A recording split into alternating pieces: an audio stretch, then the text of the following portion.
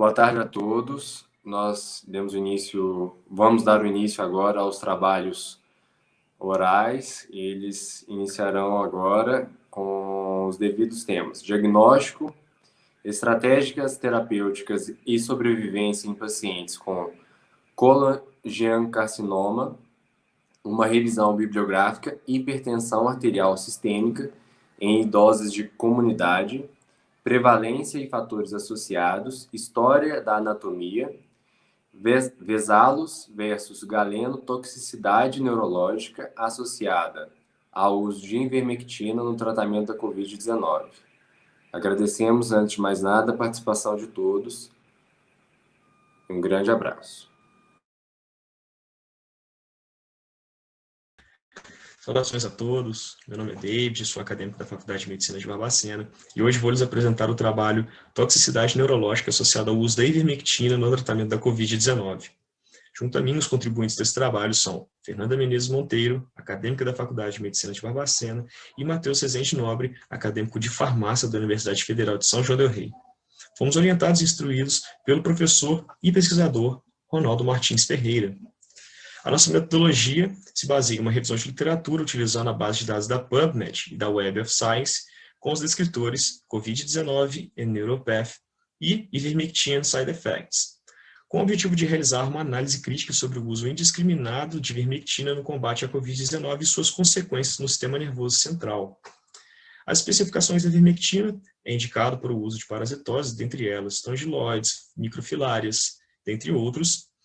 Seu tempo de meia-vida é estabelecido dentre 22 a 48 horas, não atravessa a barreira hematoencefálica em condições normais, e sua farmacocinética se baseia em uma ação agonista GABAérgica, além de aumento da permeabilidade dos canais de cloreto dependente de glutamato.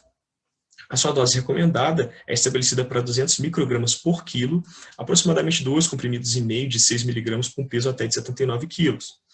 Isso utilizado 1 ou 2 vezes ao ano, dependente da região endêmica. A dosagem de ivermectina para a Covid-19 ainda não é estabelecida por nenhum órgão, uma vez que é uma utilização off-label, onde só tivemos dados significativos em ensaios in vitro. Porém, um ensaio interessante feito por Hamed, estabeleceu uma amostra de 72 pacientes divididos em 3 grupos. O primeiro grupo utilizaria ivermectina de 12 mg ao dia durante 5 dias. O segundo grupo utilizaria a mesma dose de ivermectina, utilizado com doxiciclina. E o terceiro seria um grupo placebo. Foi demonstrada uma redução da carga viral dos pacientes, porém a interferência da ivermectina não foi tão satisfatória. Observações sobre o trabalho: a amostra foi muito reduzida. Os grupos não foram bem definidos em idades, eles não definiram a idade dos pacientes, não definiram nem condição prévia.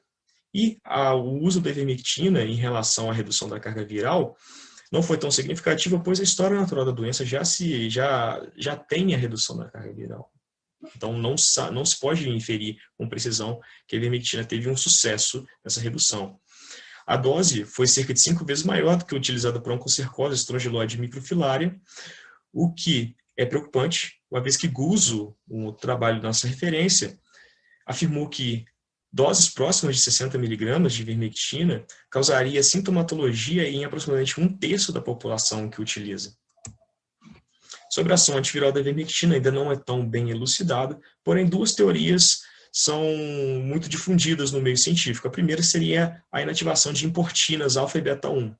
Importinas são canais porosos na região da membrana do núcleo celular que permitem a entrada de proteínas do citoplasma para o núcleo. Porém, essa ação de inativação não iria ao encontro da contenção da replicação viral, uma vez que a replicação viral do SARS-CoV-2, um vírus com característica de RNA positivo, ele conseguiria se replicar no citoplasma, não necessitando entrar no próprio núcleo. Porém, um outro mecanismo interessante é o mecanismo ionóforo. Esse mecanismo ionóforo, em síntese, é o aumento da tonicidade da célula a partir de maior contenção de cátions bivalentes. Essa estrutura, formada por 2 moléculas de ivermectina, podem ser carreadas até mesmo por albumina, gera uma interação entre os grupamentos éter das moléculas e os cátions bivalentes da região extracelular. Quando esse fármaco é internalizado, os cátions podem ser carreados com ele, aumentando a tonicidade da célula. Isso gera lise da cápsula fosfolipídica do vírus e também gera inibição da RNA polimerase no citoplasma. A fisiopatologia do SARS-CoV-2, diante de tudo que sabemos do seu caso sistêmico, tem ação neurológica, como já sabemos até o momento. A via de inoculação são várias, já descritas pela literatura, porém a principal para o nosso estudo é a via hematogênica, que pode ocorrer devido à quebra da barreira hematoencefálica gerado por tempestade de citocinas. Scher e seus companheiros destacaram uma relação interessante entre a síndrome da angústia respiratória e a maior liberação de L1, 6 e 8. Isso estaria muito atrelado à maior ação neurológica do SARS-CoV-2, uma vez que essa tempestade de citocinas geraria defeitos da barreira hematoencefálica. Uma ação interessante, terapêutica, seria a tocilizumab, que é um inibidor de L6 que geraria uma contenção na liberação dessas citocinas. Só lembrando que a nossa palavra-chave aqui é citocinas. Esse trabalho de Paniz é bem interessante também, cita um caso clínico de um indivíduo com uma idade avançada, que deu entrada no hospital, sofrendo sintomas de Covid. Esse indivíduo foi tratado inicialmente com hidroxicloroquina, porém, a falta de sucesso cessou o tratamento, ele já estava sofrendo efeitos neurológicos, e a partir daí foi indicado tocilizumab para contenção da inflamação, porém, sem sucesso, o paciente evoluiu para óbito.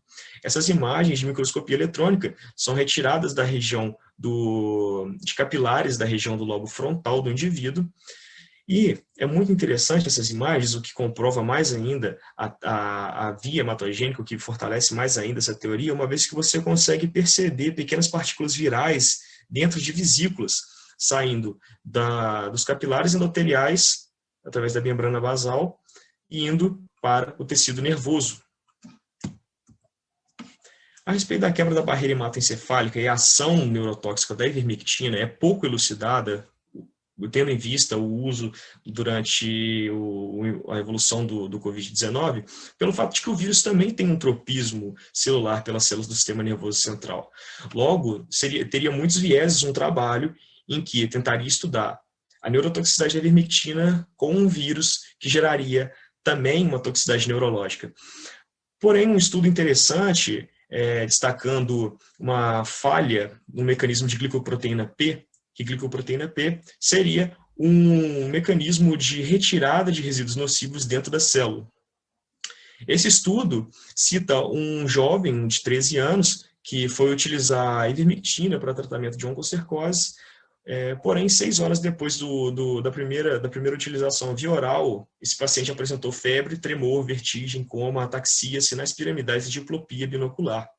A explicação desse caso seria uma deleição do gene ABCB1, onde ocorreria um defeito da glicoproteína P, e o efeito neurotóxico da ivermectina, que teria uma ação de invasão do sistema nervoso central devido ao seu caráter lipossolúvel, geraria tais efeitos no encéfalo.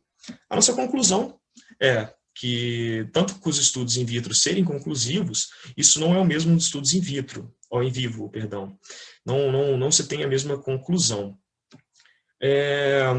Uma atenção especial, se tratando do citocromos P450-3A4, em casos de prescrição de medicamentos, principalmente aqueles que afirmam utilizar a ivermectina para o tratamento ainda mais preventivo de Covid-19, a utilização da polifarmácia pode ser um problema, uma vez que esses citocromos são os mesmos que degradam azitromicina, hidroxicloroquina, dextrometasona, tocilizumab. Em caso dessa polifarmácia, os citocromos P450, eles terão atividade reduzida na biodegradação da ivermectina, consequentemente os níveis séricos estariam aumentados e a neurotoxicidade seria desencadeada. É interessante também, na nossa conclusão, o monitoramento dos sinais neurológicos, tanto por ação farmacológica quanto para ação viral, uma vez que hoje é conhecido a sua ação trópica do SARS-CoV-2 sobre as células do sistema nervoso central. Essas são as nossas referências. E nossos sinceros agradecimentos pela oportunidade da difusão do conhecimento promovido pela JAB e as instruções do professor e orientador Ronaldo Martins Ferreira. Essas são as nossas formas de contato e agradecemos a atenção.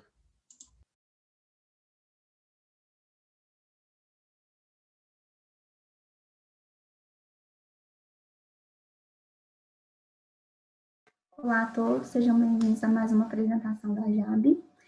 O tema de agora é diagnóstico, estratégias terapêuticas e sobrevidas em pacientes com colangiocarcinoma. Meu nome é Mariana e eu vou apresentar esse trabalho para vocês. Nosso orientador foi o professor Renato Santos Laboissier. Começando com uma introdução sobre o colangiocarcinoma, esse é um termo utilizado para designar tumores originados do epitélio dos ductos biliares. É um câncer agressivo e carrega um prognóstico ruim. São mais comuns após 65 anos, tem leve predomínio no sexo masculino e, com base na sua localização anatômica, são classificados em intrahepático, perilar e distal. Para fazer esse trabalho, a gente reuniu 14 artigos dos últimos 10 anos relacionados com o tema, através das plataformas PubMed e Cielo. Os fatores de risco pré-estabelecidos para o colangiocarcinoma são colangite esclerosante primária, cistos hepatobiliares, hepatolitise, toxinas e infestações parasitárias, que vão causar uma inflamação crônica no epitélio, além de um elevado turnover celular, e cirrose e hepatite viral C e B, que vão estar mais relacionados com o colangiocarcinoma intrahepático. Mostrando um pouco da anatomia, aqui a gente tem a localização dos colangiocarcinomas intrahepáticos, elas começam nos canalículos dos ductos biliares, esse canalículo se conflui, aqui é o hilo do pulmão, aqui os ductos hepáticos biliares esquerdo e direito se encontram formando o ducto hepático comum. Nessa região perilar é que a gente vai ter os colangiocarcinomas perilares, também chamados de tumor de Klatsky. O ducto hepático comum, ele se junta com o ducto cístico para formar o ducto colédoco, que desemboca na ampola de Vater no duodeno, e a bile é eliminada no intestino. Como que o paciente vai chegar clinicamente, com o colangiocarcinoma? Quando esse câncer ele é manifestado no ducto biliar distal ou perilar, esse paciente vai ter sintomas de obstrução da bile. E um desses sintomas é a icterícia, que vai ser as pulsas de bilirrubina direta. Então, o paciente, além de ficar com a coloração da pele amarelada, ele vai ter prurido, também vai ter a colúria e a colia fecal.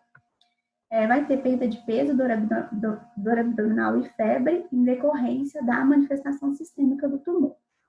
Quando o colangiocarcinoma ele é intrahepático, ele vai ser mais silencioso, mais indolente. Então, o paciente não vai dar tantos sinais alarmantes para o médico. Por falar em diagnóstico, o colangiocarcinoma ele é diagnosticado através de um exame suspeito, um exame de imagem suspeito. Esse exame vai ser por acaso, o paciente estava investigando alguma outra coisa e ao fazer o exame de imagem achou, ou então em decorrência da sintomatologia do paciente. Após esse exame de imagem suspeito, é preciso uma biópsia. Ela pode ser realizada através de punção aspirativa por agulha fina, que é a TAF, ou então uma biópsia percutânea, para dar o diagnóstico definitivo.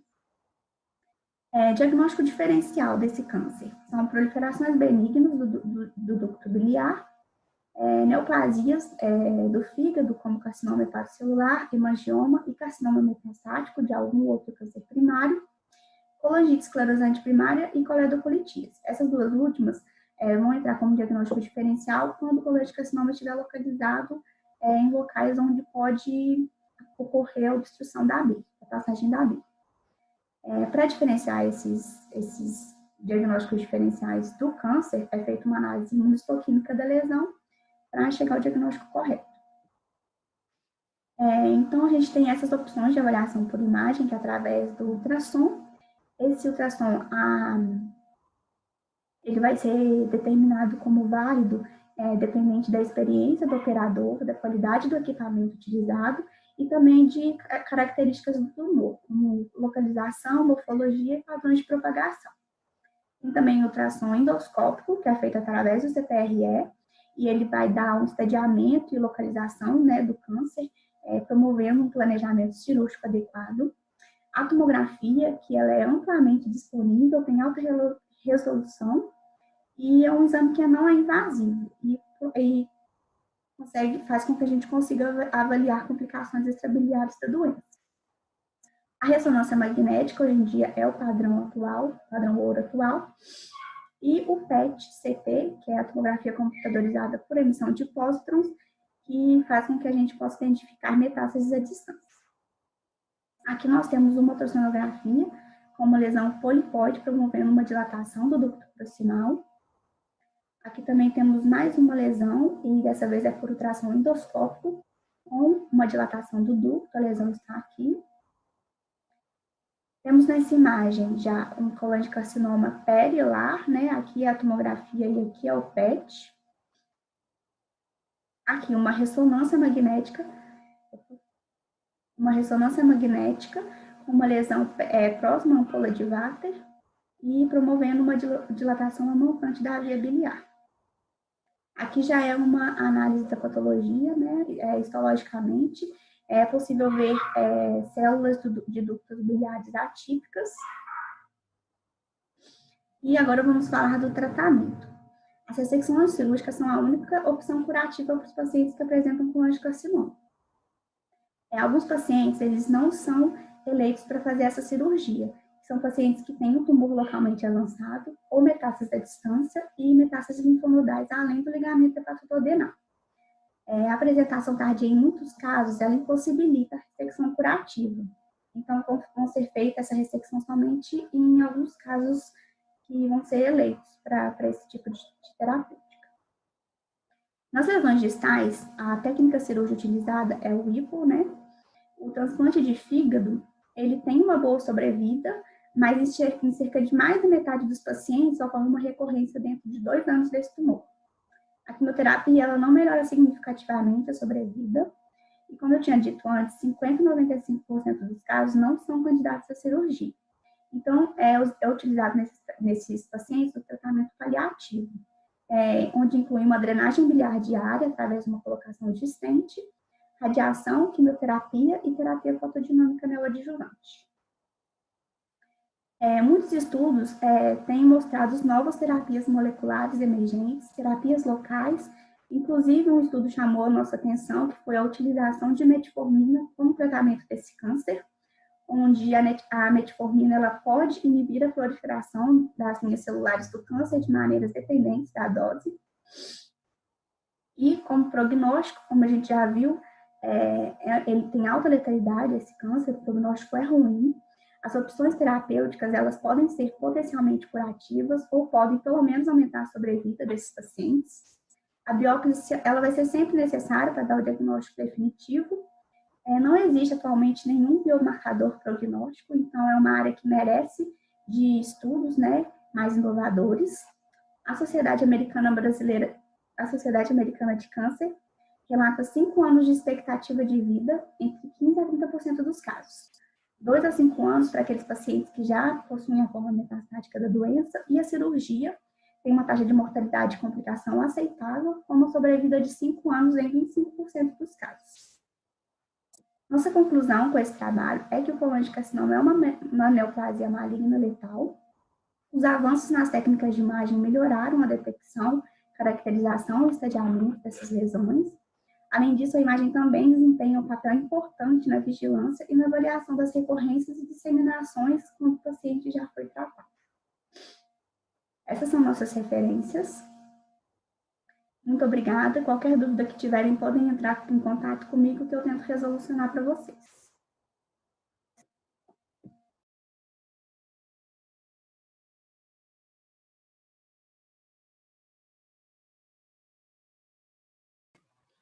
Olá, meu nome é Starley. O título do nosso trabalho é História da Anatomia, Versalhes versus Galeno. Estes são os nossos integrantes. O nosso orientador é o professor Márcio Cardoso. A anatomia é a ciência que estuda a estrutura e a organização interna e externa dos seres vivos.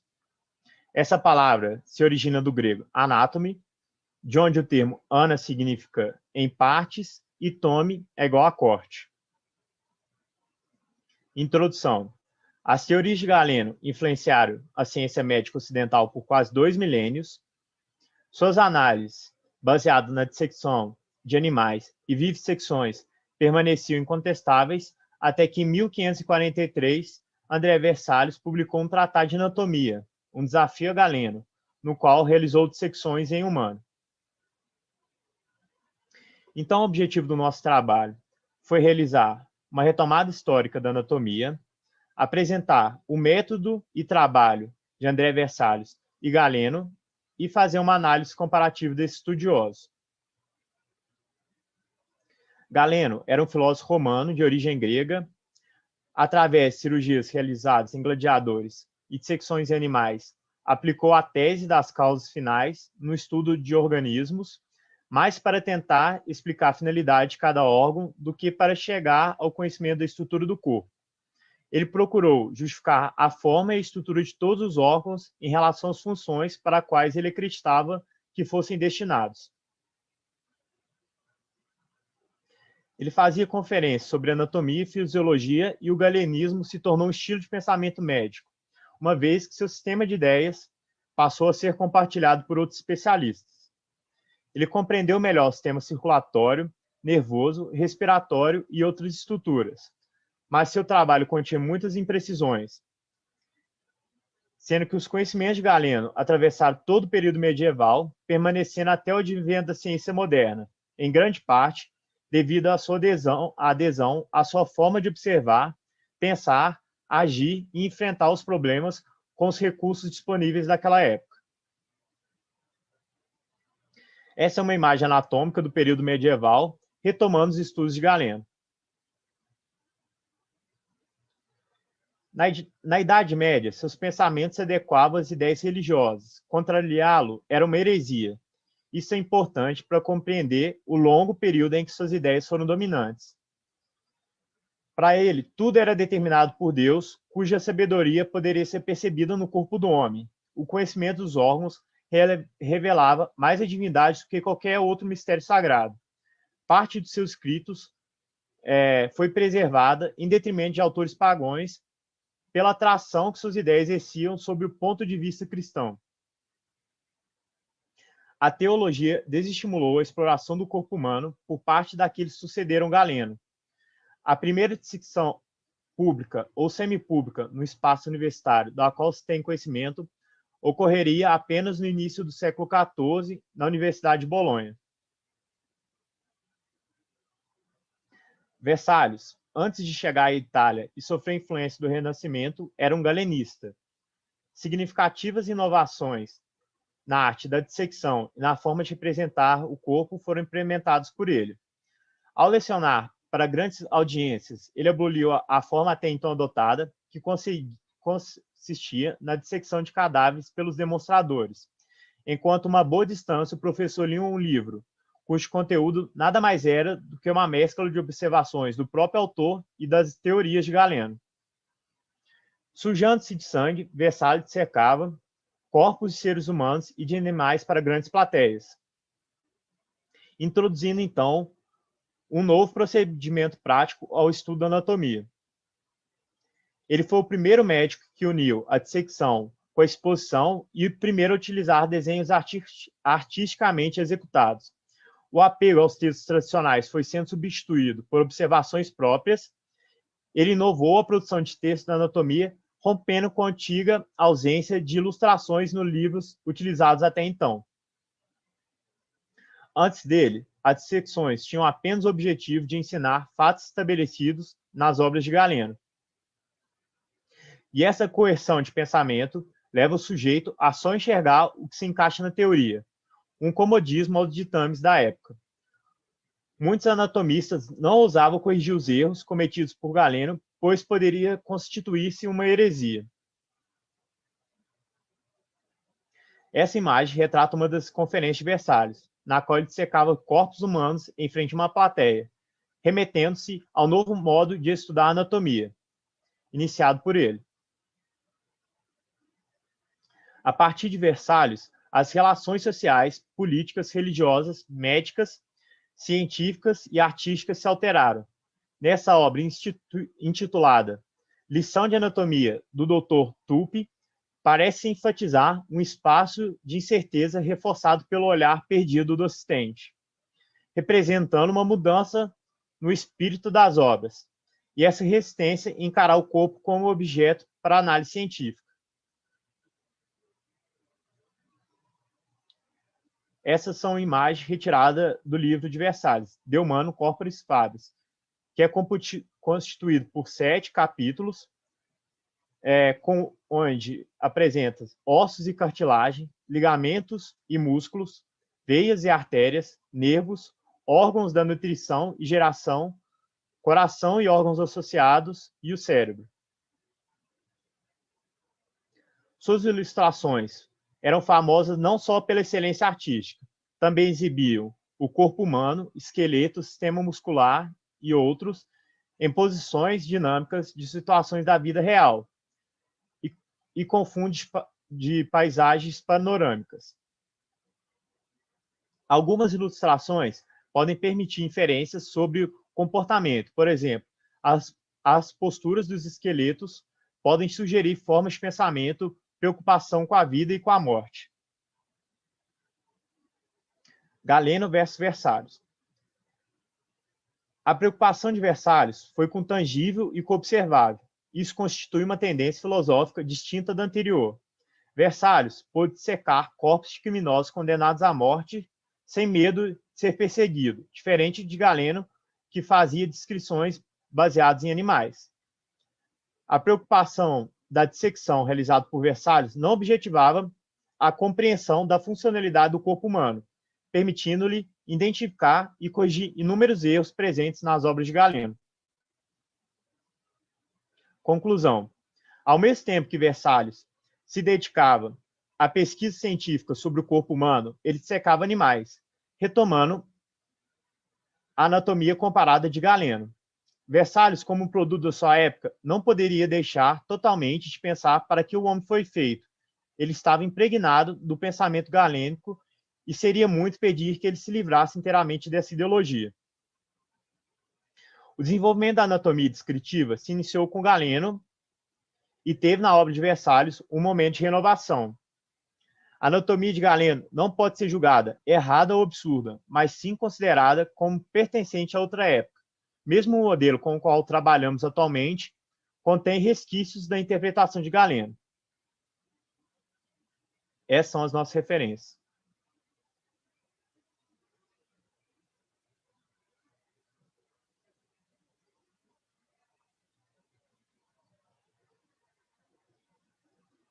Obrigado pela atenção.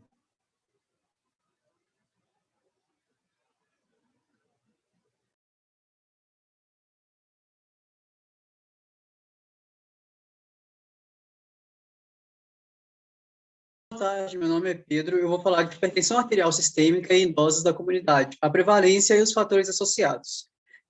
Os alunos da FAME que fizeram esse trabalho foram o Juliano e eu, Pedro. Temos também da UFMG o Bruno e a Renata da Universidade McMaster do Canadá. Fomos orientados pelo Antônio Carlos Jorge Miziara. Conceituando, então, a hipertensão arterial sistêmica como uma condição de saúde crônica de origem multifatorial caracterizada por um aumento persistente da pressão sistólica maior ou igual a 140 mm de mercúrio e ou da pressão diastólica maior ou igual a 90 mm de mercúrio. Na epidemiologia, temos que a hipertensão tem uma elevada mortalidade no mundo todo, acometendo 1,19 bilhões de adultos, sendo desses 1,04 bilhões provenientes de países em desenvolvimento como o Brasil.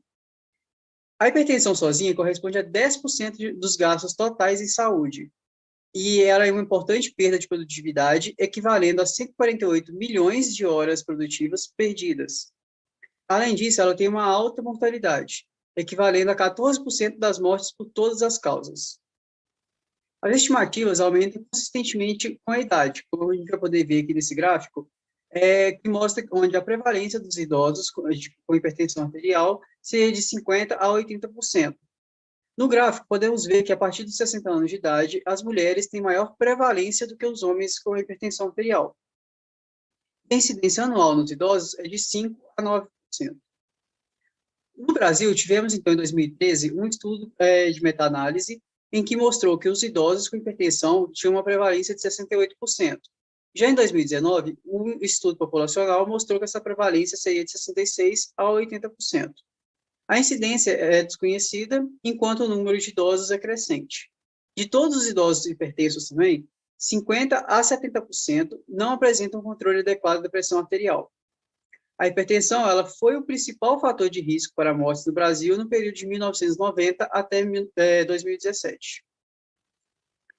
Como vimos lá no gráfico anterior, mulheres idosas são mais propensas a desenvolver a hipertensão arterial do que homens idosos. Isso é devido à maior expectativa de vida, maior número de multimorbidades ao longo da vida, maior prevalência e incidência de hipertensão arterial após 60 anos de idade e um maior pool de alterações fisiológicas pelo declínio hormonal após a menopausa, como, por exemplo, o estresse oxidativo e a disfunção endotelial. Temos ainda maior risco para outras condições, como, por exemplo, a síndrome metabólica, a obesidade e a diabetes. O objetivo do nosso estudo foi estimar a prevalência da hipertensão arterial em uma amostra de mulheres idosas, além de investigar os fatores associados. A metodologia, nós tivemos, então, que foi um estudo observacional transversal, aprovado pelo Comitê de Ética em Pesquisa da UFMG, e foi uma parceria entre alunos e professores da FAME, da UFMG e da McMaster do Canadá. Nossa amostra contou com 136 idosas da comunidade da região metropolitana de Belo Horizonte, sendo que elas tinham entre 65 e 86 anos de idade. Foram inclusas aquelas idosas do sexo feminino, idade igual ou superior a 60 anos de idade, e que residem na comunidade e deambulam de forma independente, ou seja, sem as muletas, sem auxílio de qualquer instrumento. Além disso, elas precisavam possuir telefone fixo para contato. Foram exclusas aquela com declínio cognitivo avaliado pelo mini-exame de estado mental, aquelas com vestibulopatia sintomática, sequelas motoras importantes, como, por exemplo, as causadas por AVE, dor ou deformidade ortopédica severa, deficiência visual ou auditiva grave, e aquelas também que apresentavam fraturas ou cirurgias recentes. Nas variáveis e instrumentos de medida, tivemos que a variável dependente ficou para a hipertensão arterial autorrelatada pelas pacientes. E as variáveis independentes são idade, estado civil, escolaridade, função cognitiva, índice de massa corporal, número de comorbidades, número de medicamentos, queda nos últimos 12 meses, força de preensão manual, medida através do dinamômetro de Jamar, e a velocidade da marcha, através do sistema de esteira Gait-Wright. A análise estatística, tivemos, então, que a estimativa do tamanho da amostra precisava de contar com, no mínimo, 10 participantes para cada variável independente. A caracterização da amostra foi de acordo com a média e o desvio padrão ficaram para as variáveis numéricas e a frequência absoluta e relativa para as variáveis categóricas. A investigação das associações foram feitas de forma ou univariada e multivariada. A univariada foi uma relação, então, entre a hipertensão arterial e cada uma das variáveis independentes separadamente, através de regressão logística binária univariada. A multivariada foi uma relação entre a hipertensão e as variáveis independentes conjuntamente, através da regressão logística binária multivariada. Para considerar os resultados como relevantes, tivemos que considerar, então, para a associação univariada, um P menor do que 0,2. E para a associação multivariada, tivemos, então, um P menor do que 0,05. Associações expressas com razão de chances brutas e ajustadas. Aqui temos, então, nos resultados, a caracterização da amostra, onde mostra que a idade média das idosas foi de 72,7 anos, a faixa etária prevalente foi 65 a 74 anos, o estado civil solteira ou viúva, sem companheiros, e a escolaridade menor que 8 anos de estudo. A função cognitiva avaliada pelo mini exame de estado mental, ela vai de 0 a 30 pontuação, e a média das idosas foi de 26,6. O IMC teve uma média de 27,2 e mostrou, então, que 49,3% das nossas idosas, elas possuíam sobrepeso ou obesidade. O número de comorbidades, então, majoritariamente ficou entre 0 e 2 doenças. O número de medicamentos foi de 0 a 3 medicamentos e queda nos últimos 12 meses, a maioria não apresentou.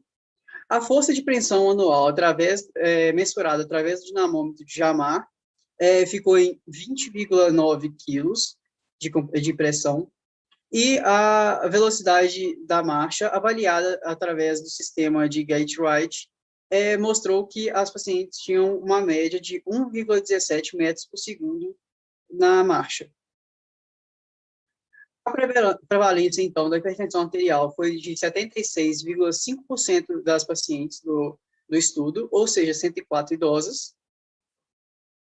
E os resultados mostraram, então, na análise univariada, uma associação significativa, onde a faixa etária acima de 35 anos, a escolaridade acima de 9 anos, o IMC elevado,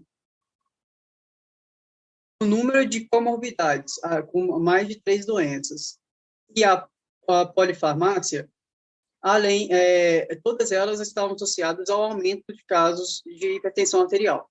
A velocidade de marcha, ela mostrou o contrário. Ela mostrou que aquelas idosas que estavam com a marcha na média ou acima da média, apresentavam, então, uma redução de 40% das chances de desenvolver a hipertensão arterial.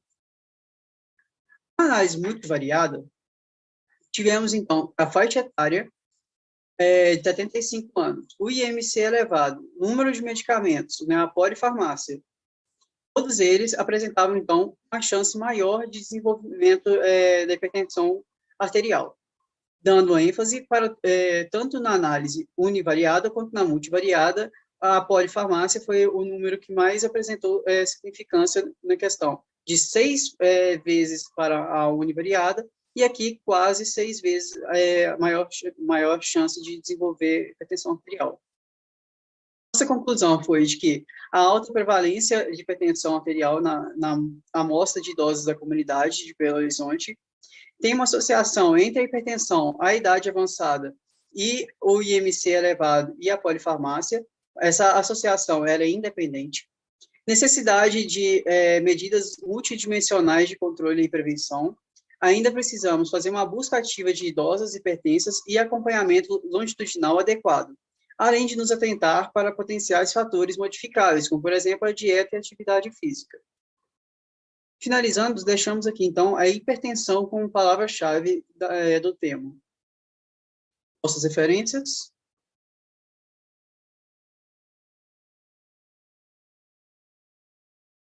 Muito obrigado.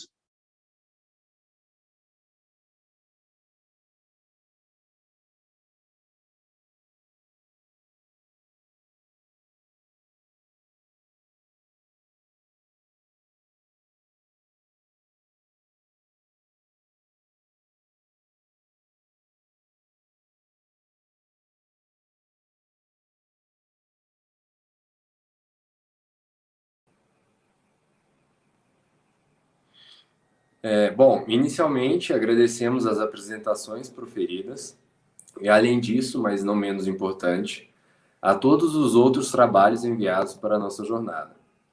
Agora damos início ao encerramento da 13ª Jornada Acadêmica de Anatomia Aplicada, 12ª Jornada de Anatomia Patológica, 8ª Jornada de Fisiologia e 7ª Jornada de Neuroanatomia Objetiva da Faculdade de Medicina de Barbacena.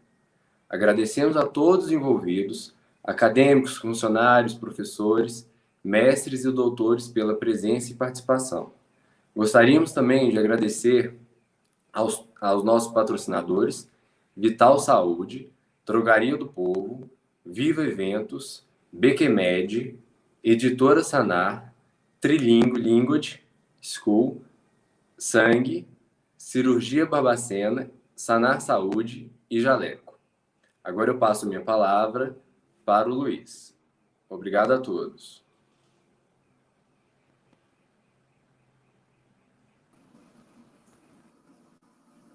Muito obrigado, João. E para compor brevemente a mesa de sessão de encerramento desta 13ª jornada acadêmica de Barbacena, chamo o senhor doutor Márcio Alberto Cardoso, professor de Anatomia Humana da Faculdade de Medicina de Barbacena, coordenador geral do evento, e Júlia Rodrigues, acadêmica Júlia Rodrigues Ferreira, presidente da comissão organizadora da 13ª Jornada Acadêmica de Barbacena.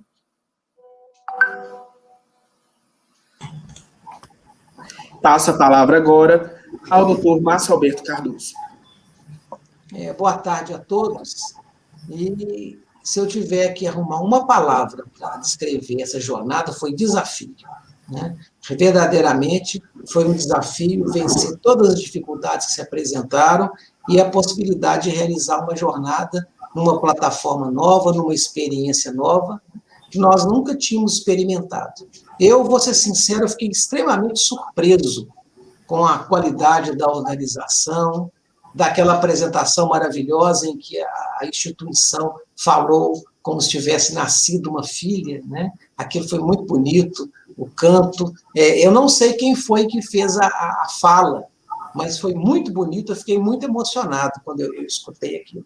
E foi verdadeiramente 2 dias de intenso aprendizado.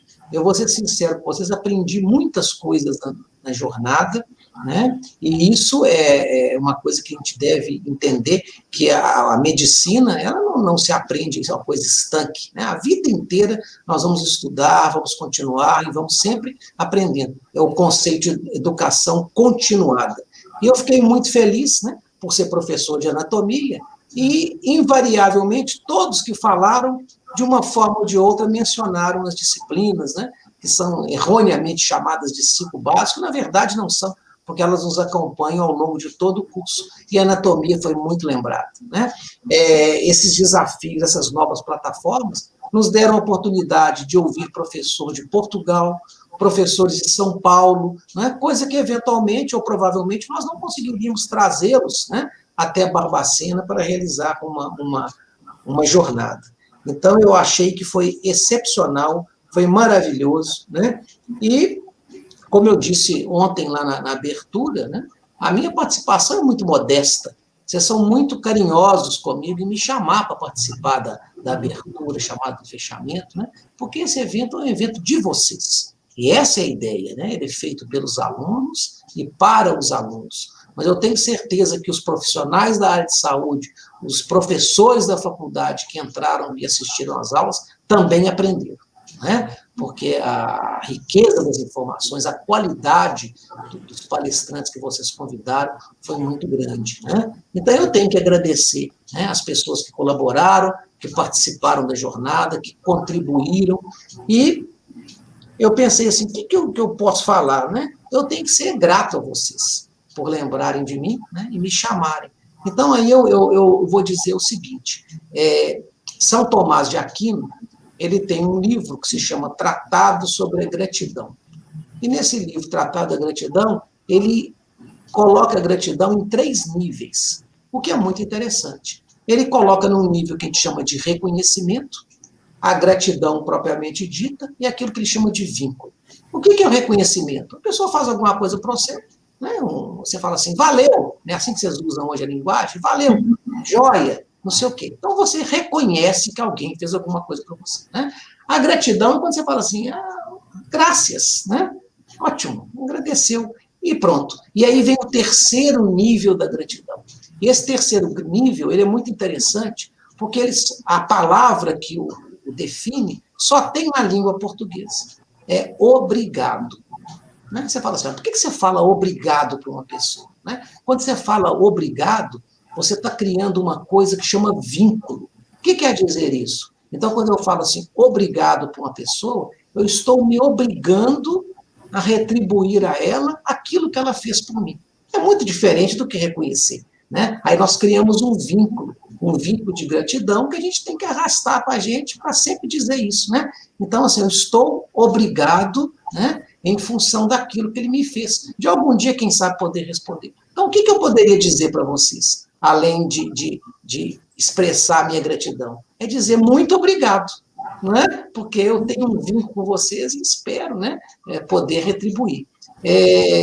Deixo aqui como palavra final um convite, né? Como sempre fazem ao final de uma Olimpíada, de uma competição, né? Convidando as pessoas para o próximo ano.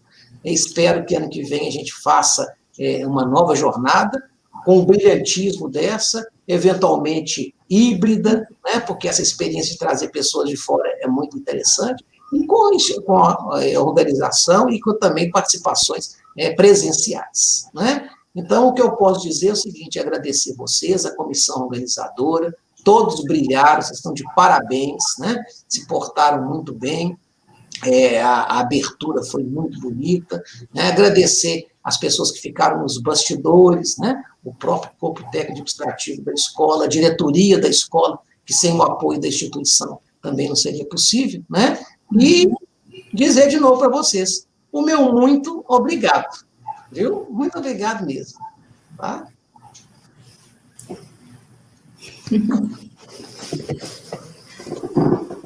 Com a palavra, a Júlia. Passo a palavra agora à acadêmica e presidente da comissão organizadora dessa terceira JAB, Júlia Rodrigues. Boa tarde a todos. Bom, nós chegamos à sessão de encerramento do nosso congresso e é com imensa alegria e gratidão que nós estamos aqui. É uma honra estar na presidência da 13ª JAB e com a pandemia, como, né, o professor Márcio Cardoso ressaltou, toda a logística, né, da organização do congresso foi reajustada e é realmente uma honra presidir essa organização da primeira JAB com uma transmissão online e, se possível, no futuro, uma forma híbrida para alcançar cada vez mais pessoas. E eu acredito que o uso realmente difundido dessas tecnologias, inclusive nos eventos científicos, como a JAB, foi só precipitado pela pandemia, e agora nós podemos transformar isso em uma ferramenta para tornar a JAB ainda melhor e maior, né, todos os anos. Eu gostaria de agradecer muitíssimo o apoio da faculdade, porque, como o professor Márcio ressaltou, não seria possível fazer essa jornada sem todo o apoio que a faculdade nos dá para esse evento científico de grande porte que é a JAB.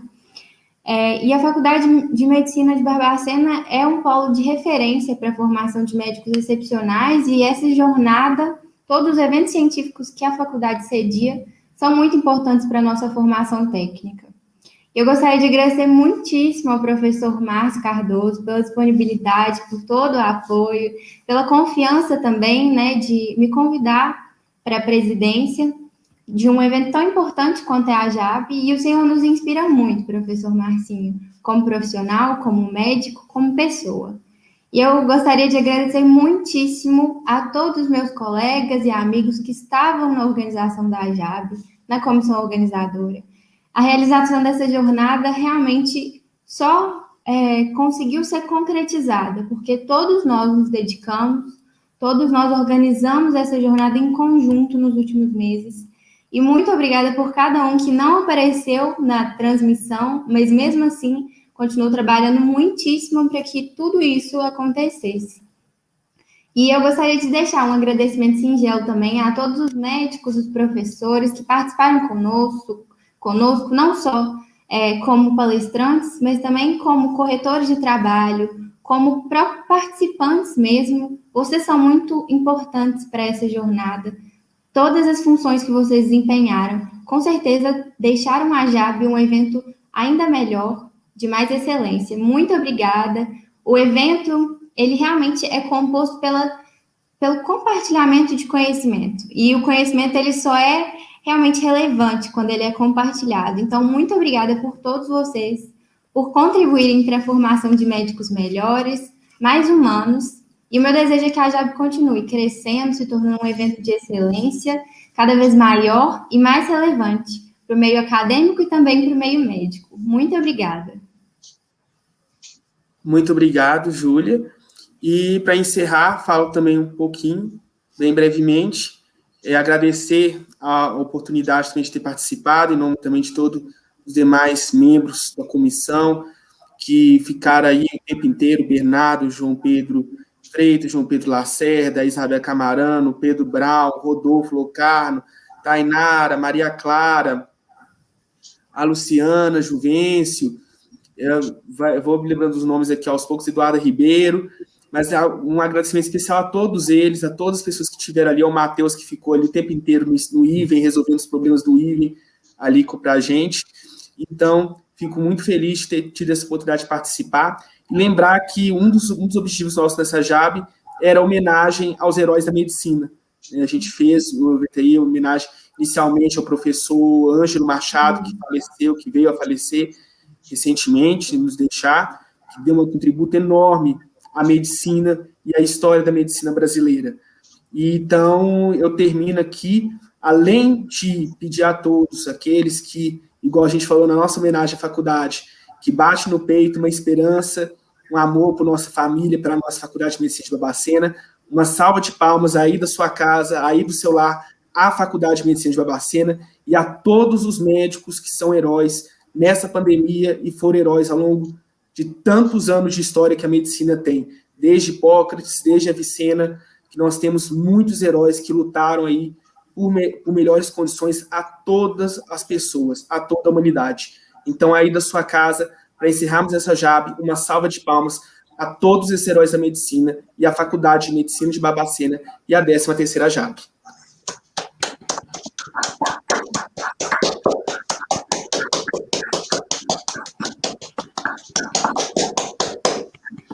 Nada havendo mais, declaro, junto com a Júlia, com o professor Márcio Alberto, encerrada a 13ª Jornada Acadêmica da Faculdade de Medicina de Barbacena. Nos encontramos... Saúde para todos nós. Saúde para todos nós. E nos encontramos ano que vem, muito em breve. Se Deus quiser. Um abraço a todos. Um abraço a todos. Tchau, Luiz. Obrigado.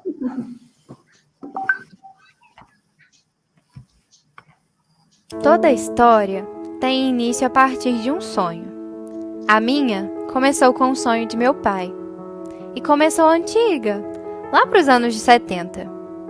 Meu pai vislumbrou um futuro, um lugar para formar médicos de qualidade em prol da saúde e bem-estar da população. E então, eu nasci. Foi um dia ensolarado, de 1 de abril em 1971, em Barbacena, a terra das rosas, no meio das vertentes. No meu nascimento, tive visita até de ministros do governo, mas como todo bebê, ainda era muito dependente e não tinha o meu próprio lugar. Por isso, comecei na escola agrícola. Fiquei ali no início e de repente surgiram meus primeiros filhos. Eles que vieram lá do Maranhão e me deram o início e primeiro de muitos orgulhos dessa jornada.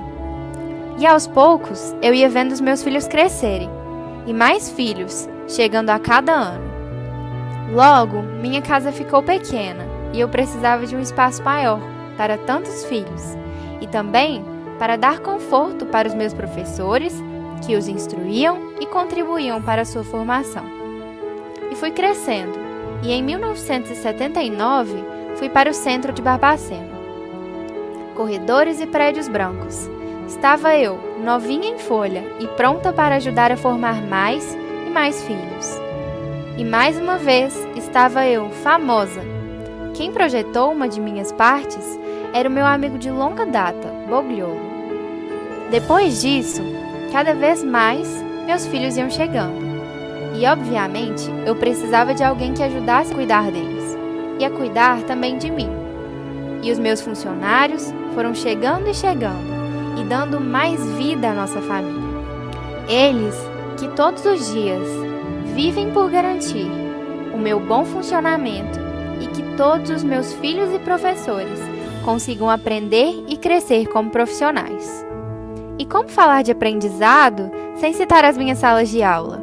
Ali eu senti os meus filhos crescerem e vi a sua construção diária se formar, não apenas como médicos, mas como seres humanos capazes de desenvolver habilidades e conhecimentos em prol de ajudar o próximo a ter uma vida mais digna.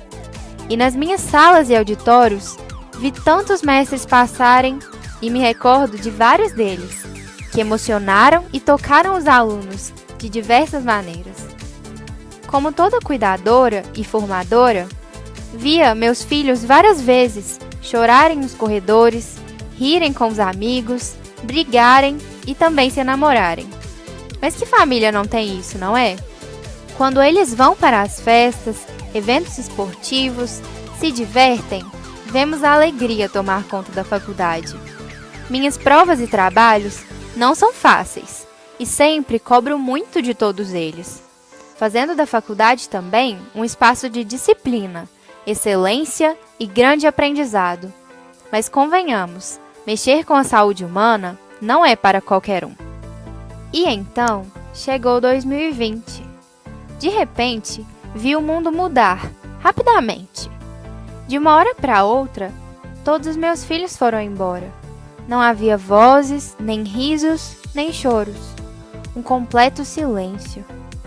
Fiquei assim por meses e fui seguindo, firme e forte, mas sem entender o que me dava essa força. E depois fui perceber que o motivo de passar por cada momento difícil e pelos alegres também eram vocês que me faziam seguir e ter força. Porque em cada coração bate uma esperança por dias melhores e um amor por nossa família. Esse ano eu vou comemorar 50 anos. Achei que iria comemorar sozinha, mas a dedicação da equipe, que sempre cuida de mim e dos meus filhos, os professores que não desistem nunca de passar uma boa formação e, obviamente, da garra dos meus filhos em se fazer cumprir o sonho deles, já é o meu maior presente. Não preciso de celebrações e festas, porque sei que todos batem no peito e cantam com vontade. Barbacena, Barbacena, você é meu bem-querer. Eu vou falar pra todo mundo que eu só quero é você. E saibam, a recíproca é verdadeira. E não importa quanto tempo passar, sempre que precisarem, estarei aqui por vocês. Com muito carinho e já com saudades, Fami.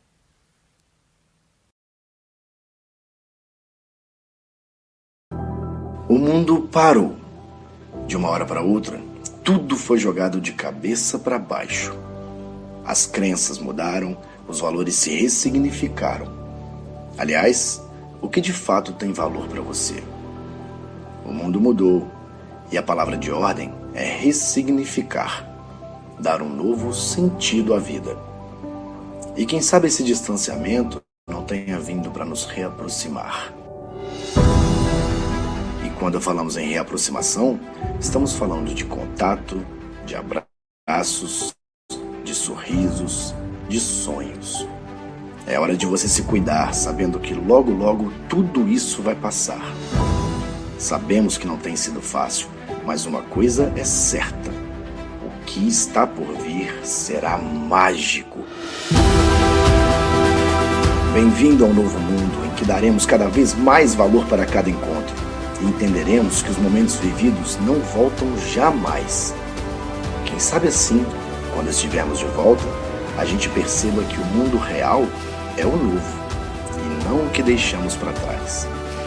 O mundo mudou, a vida mudou, mas a gente continua aqui, dia e noite, para fazer com que o melhor dia da sua vida seja o melhor dia da sua nova vida. Viva a felicidade!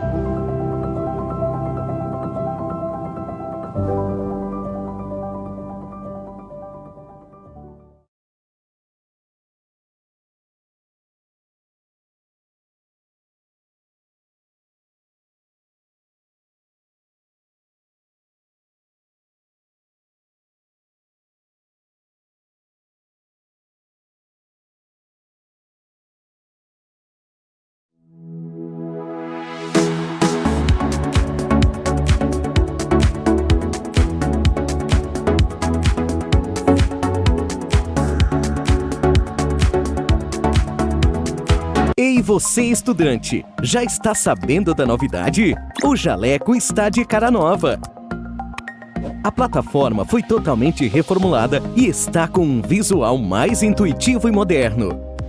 Com a página inicial mais organizada, você agora pode buscar por um assunto rapidamente e acessar o conteúdo por disciplinas, cursos, categorias, sistemas e vídeos, de forma simples e intuitiva. Também é possível continuar as videoaulas de onde parou e acompanhar melhor a produtividade dos seus estudos com um painel inteligente que contabiliza o conteúdo que você estudou.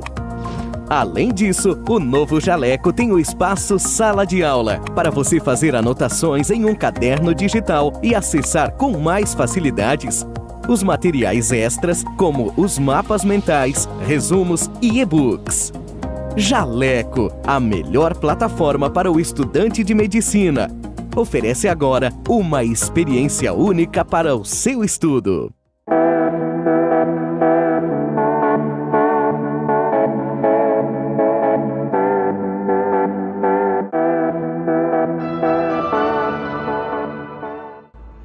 It's true that trilingual students learn faster than others, and why? I do believe it's true because we are constantly stimulated to do our best and work and learn mainly through our mistakes. So it's a personalized and fun method of learning which allows you to gain confidence on your strengths and work on your weaknesses. So because of this individualized work, it allows you to evolve faster and learn more efficiently.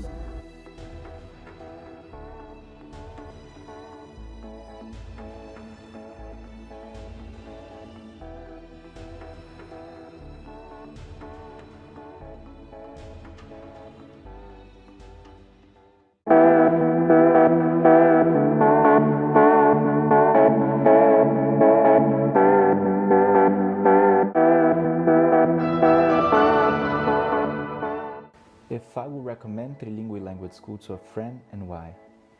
Well, I have been doing the CAE preparation for about 3 months now, and one of the things that I like the most is that we were able to have a closer approach on the learning process, a more personal approach on it. And it for me happens because of the individual online classes and because of the weekly program of exercises that we have to do. So yes, I would recommend to my friends, as I already did.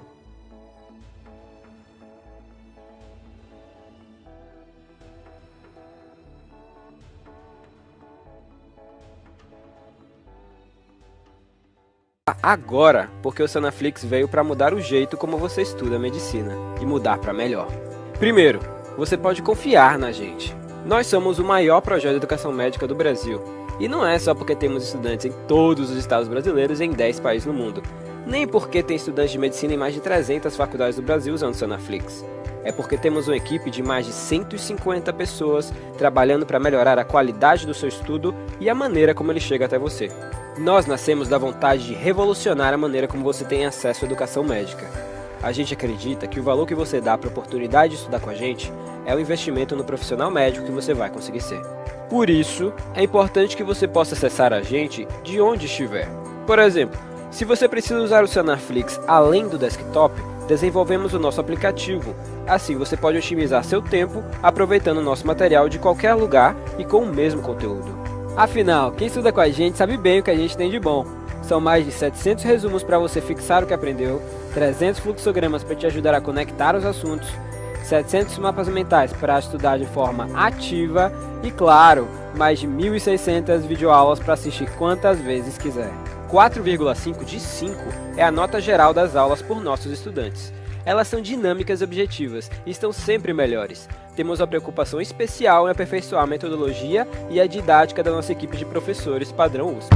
Eu acredito no Senaflix e eu invisto meu tempo na preparação das aulas porque eu lembro de mim. Quando eu estava no 4º ano, eu tinha a disciplina da reumatologia que era muito difícil, eu quase bombei. Eu fico pensando, se eu tivesse a Aline para me explicar artrite reumatoide, com certeza aquela prova teria sido bem mais fácil. Quando eu comecei a entrar na área do ensino, eu ficava maravilhado, velho, eu consigo impactar positivamente na vida de diversas pessoas de uma vez só. O número de pessoas que eu estou impactando, velho, que eu estou ensinando e capacitando eles para que eles vão e na extremidade lá possam ajudar as pessoas e melhorar, sabe? E fazer um atendimento adequado, fazer um atendimento bem feito. Isso é sensacional, velho. Isso é muito reconfortante. Estudar medicina não pode ser caro, tem que ser fácil. Aproveite nossos planos e assine agora. A partir de R$19,50 por mês você pode ter acesso a todo o conteúdo sem restrições. E se você ficou ainda na dúvida e quer fazer um teste, fique à vontade. Experimente o Sanaflix por 7 dias agora.